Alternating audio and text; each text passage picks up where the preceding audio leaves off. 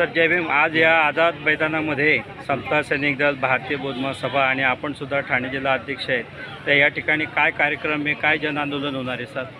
काय या ठिकाणी आता महाबोधी विहार मुक्तीची घोषणा जी आहे आपल्याला, आणि त्याचं निवेदन आपल्याला भीमराव साहेबांच्या हस्ते ते मंत्रालयामध्ये देणार आहेत. त्याशिवाय आपले येवला मुक्तीभूमी आहे, नागपूर आहे, दीक्षाभूमी, आणि संयुक्त संपूर्ण ज्या काही गोष्टी आहेत ते भारतीय बौद्ध महासभेच्या माध्यमातून होत असताना या ठिकाणी विविध मंडळांना देखील आम्ही आव्हान केलेलं आहे.